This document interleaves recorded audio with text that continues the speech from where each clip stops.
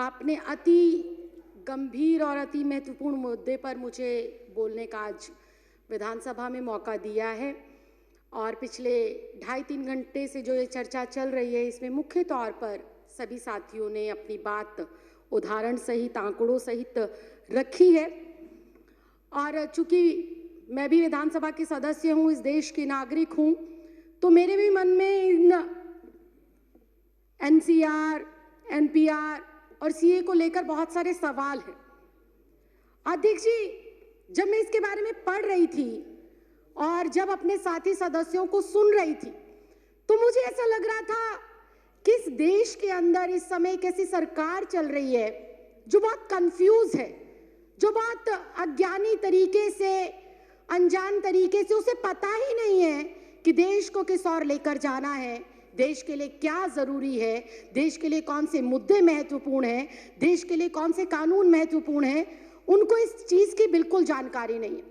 बहुत ही अजीब से लोग इस देश के केंद्र की सत्ता के ऊपर बैठकर अजीबोगरीब फैसले ले रहे हैं। जो इस देश में अभी तक विदेशी कहे जा रहे हैं उनको ये नागरिकता दे रहे हैं बिना किसी कॉमा फुल स्टॉप के।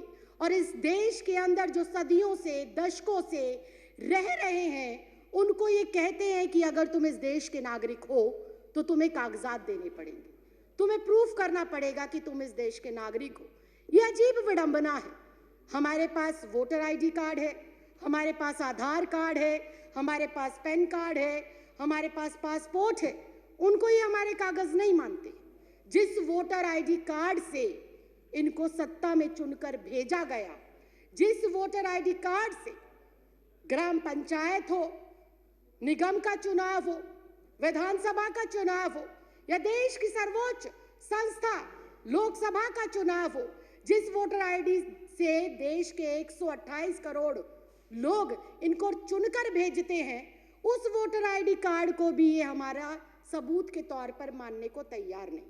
बहुत ही हास्यास्पद बात है कि जिस पहचान पत्र की बदौलत एक तड़ीपार व्यक्ति इस देश का गृह मंत्री बन जाता है, मैंने नाम नहीं लिया, मैंने नाम नहीं लिया, मैंने नाम नहीं लिया, मैंने नाम नहीं लिया, मैंने नाम नहीं लिया। ये बहुत ही हास्यास्पद है, ये बहुत ही हास्यास्पद है। ये ऑन रिकॉर्ड है, ये ऑन रिकॉर्ड है, ये ऑन रिकॉर्ड है, ये ऑन रिकॉर्ड है। मैंने नाम नहीं लिया। आप अपना भाषण जारी रखिए ना। मैंने नाम नहीं लिया। आप अपनी बात जारी रखिए। मैं अध्यक्ष जी यही कह रही हूँ, मैं अध्यक्ष जी, आप मेरी तरफ उंगली ना करें, मेरी तरफ उंगली ना करें। सारे प्रिविलेज का मामला है। पहले उन्होंने मेरी तरफ उंगली करी क्यों? अपनी बात कहते रहिए। अध्यक्ष जी, मैं बहुत शांति से और शालीनता से ये कह रही हूँ कि जिस पहचान पत्र की बदौलत एक आम साधारण नागरिक एक तड़ी पार को चुनकर देश का गृह मंत्री बना सकता है। एक चाय वाला, एक चाय वाला, एक चाय वाला, एक चाय वाला, एक चाय वाला, एक चाय वाला इस लोकतंत्र के अंदर एक वोट के अधिकार से सीधा चाय वाले से प्रधानमंत्री बन जाता है। उस वोटर आईडी कार्ड की कोई अहमियत नहीं। क्या बात करते हो, क्या बात करते हो? और मैंने किसी का नाम नहीं लिया। आपको कोई आपत्ति है, आप माननीय अध्यक्ष जी से बात करें। आपको कोई आपत्ति है, आप माननीय अध्यक्ष जी से। तड़ी पार कौन है? तड़ी पार कौन है? तड़ी पार कौन है? चाय वाला कौन है? तड़ी पार कौन है? तड़ी पार कौन है? चाय वाला कौन है? मैंने कुछ नहीं कहा, मैंने किसी का नाम भी नहीं लिया। आप क्यों इतना आग बबूला हो रहे हैं? इतना आग बबूला क्यों हो रहे हैं? इतनी गर्माहट क्यों? इतनी गर्माहट क्यों? क्यों इतनी मिर्ची लग गई? क्यों इतनी मिर्ची लग गई? आपको इतनी दिक्कत क्या हो गई? आपको इतनी परेशानी क्या हो गई? मैंने तो किसी का नाम भी नहीं लिया, मैंने किसी दल का नाम नहीं लिया, मैंने किसी व्यक्ति विशेष का नाम नहीं लिया। राखी जी, आप अपनी बात पूरी करिए। राखी जी, आप उधर इशारा मत करिए। नहीं, मैं समय कट करके बैठा रहा हूँ। आप मैं इशारा करके बात मत करिए। मैं अध्यक्ष जी आप मुझसे 2 मिनट के अंदर, आप कोई सफाई ना दीजिए लेकिन अपनी अगर बात विपक्ष पे। ऐसे आप टीका अपनी बात टिप्पणी पूरी- करेगा, आप बोलते रहिए ना, विपक्ष टीका टिप्पणी करेगा, कैसे चलेगा? आप बोलते रहिए, अनुशासन नाम की चीज है, आप बोलते रहिए ना, आपको किसने रोका? अनुशासन नाम की चीज है, आप उन्हें आप अनुशासन उधर इशारा सिखाइए। मत करिए प्लीज। मैं अध्यक्ष जी 3 मिनट के अंदर, महज 3 मिनट के अंदर अपनी जो आप मेरा बोलते रहिए, मैं देख रहा हूँ। संदेह है और जो मेरे सवाल है और जो मेरा विचार है, मैं वो आपके सामने रख रही हूँ। मैं अपने बातों को दोबारा रिपीट करती हूँ दोबारा रिपीट कि नहीं जब कर- नहीं, एक मतदाता राखी जी, मैं दोबारा रिपीट करने की इजाजत नहीं दे रहा। आप जब अपनी एक बात- मतदाता आगे बढ़िए। अपने मतदान का प्रयोग कर कर मेरे जैसी एक साधारण सी लड़की, 25 गज में रहने वाली लड़की को लोकतंत्र के इतने बड़े मंदिर में भेजता है, तो वो सबसे बड़ा प्रूफ होना चाहिए। बाबा साहब भीमराव अंबेडकर ने वोट डालने का अधिकार सबको दिया और वो वोट डालने का अधिकार इस बात को सिद्ध करता है कि हम इस भारत देश के नागरिक हैं। मैं सिर्फ इतना कहना चाहती हूं कि 1989 से पहले कानूनन ऐसी कोई प्रतिबद्धता, ऐसी कोई मजबूरी या अनिवार्य नहीं था कि एक कोई भी जो बच्चा पैदा होगा, जो भी व्यक्ति जन्म लेगा, उसका जन्म प्रमाण पत्र बनाया जाए। ऐसी कोई पॉलिसी नहीं थी। जब ऐसी पॉलिसी पहले नहीं थी तो मुझे समझ नहीं आता एनपीआर, एनआरसी और सीए के लिए माँ बाप का जन्म प्रमाण पत्र हो अनिवार्य, ये किस बिहाफ पर लिखा गया, ये बिल्कुल समझ के परे। और फिर एक बार फिर से विपक्ष को हो सकता है मेरी बातों से आघात पहुंचे, लेकिन ये कटु सत्य है कि अगर ये कंपलसरी है कि एनपीआर, एनआरसी और सीए के लिए अपने अपने माता पिता का जन्म प्रमाण पत्र दिखाना जरूरी है, तो क्या हमारे देश के माननीय प्रधानमंत्री अपने माता पिता का जन्म प्रमाण पत्र दिखा पाएंगे? क्या हमारे देश के माननीय गृह मंत्री अपने माँ बाप का जन्म प्रमाण पत्र दिखा पाएंगे?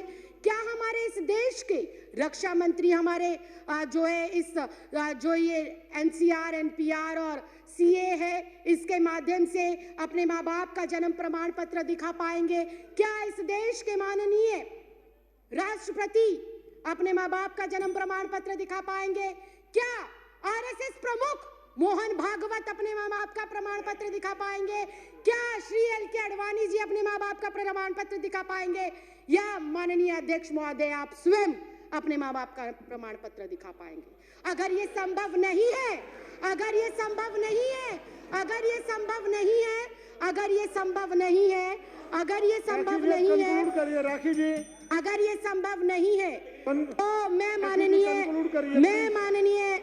माननीय अध्यक्ष महोदय सिर्फ इतना कहना चाहती हूं कि जब बीजेपी का शीर्ष नेतृत्व, केंद्र में बैठे मंत्रिमंडल, प्रधानमंत्री, गृह मंत्री अपने माँ बाप का बर्थ सर्टिफिकेट नहीं दिखा सकते, तो क्या उन्हें, मैं कंक्लूड ही कर रही हूँ सर, क्या उन्हें डिटेंशन सेंटर भेजा जाएगा?